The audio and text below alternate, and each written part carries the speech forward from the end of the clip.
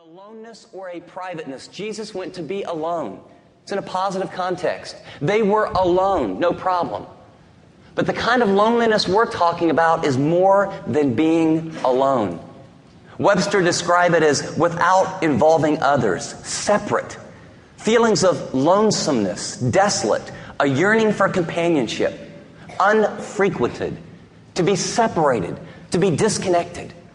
You can be lonely in a crowd.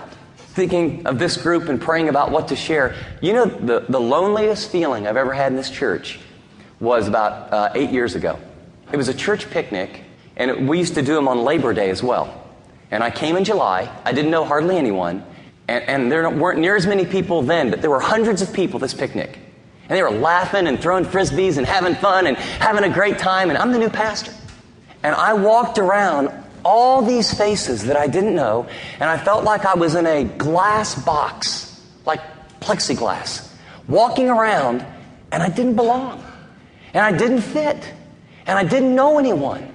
And people kind of came up and gave those sort of smiles and hi, and I just had this overwhelming feeling like I just wanted to run out of there. But I couldn't. I was the pastor. And I talked, and I did little superficial type stuff, but I didn't know anybody. I didn't connect with anyone. I was in a huge crowd where I was supposed to belong, but I didn't. I remember coming home from that picnic and being as depressed as I'd been since I've been here. And you know, the fact of the matter is, there's people in this room right now. You had that experience when you come to church. You know you're a believer, but you feel like you're walking in a little glass box, and you get a smile here and a pleasantry here, but you're not connected. You don't feel like someone really cares. You don't feel like you really belong. You don't feel like if something happened to you, someone would bleed emotionally.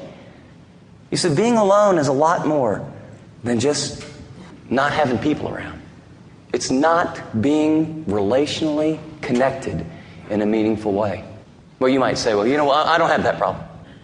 Henry Cloud, in his book, Healings That Change, says there's 8 to 10 symptoms of loneliness that people don't identify with loneliness. But when we don't feel connected, we cover it up. He gave a few examples. He said often depression, feelings of meaninglessness, feelings of badness or guilt, a sense of distorted thinking, no one wants to be around me, addictions, fantasy, excessive caretaking. Some of the loneliest people take care of everyone. You know why? Because they can't stand the fact that no one's really reaching into their life. And some of us have such distorted thinking, we don't think anybody wants to. And when we aren't connected to people, we feel bad because we assume the reason we're not connected is there must be something bad about us. If you feel pangs of loneliness, there's nothing wrong with you. There's nothing wrong with you. It means you're human. It means you have legitimate needs. It means God really wants to care about you. Loneliness is more than being alone, and loneliness wears many masks. We cover it up in a lot of different ways. Some people make a friend out of a bottle. Some people make a friend out of a pretend fantasy person. Some people make out a friend out of ESPN or romance novels. Loneliness wears many masks. Third thing you need to understand about loneliness, it's not a unique malady, but it is a universal reality. It's not something that only rich people have a problem with, or poor people, or outgoing people, or shy people, or very intellectual people, or average people. In fact, my favorite quote in my research, Albert Einstein. You know what Albert Einstein said? He said, "It is a strange phenomena to be so universally known and yet to be so lonely." See, we think people have it together because they're famous or wealthy or well-known or popular or have an outgoing personality or seem to have friends.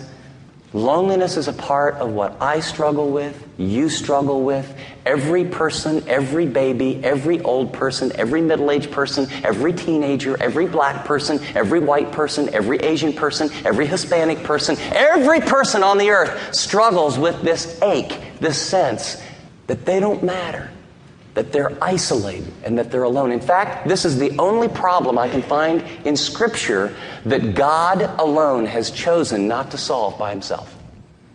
You ever think of that? Genesis chapter 1, before sin entered into mankind, before they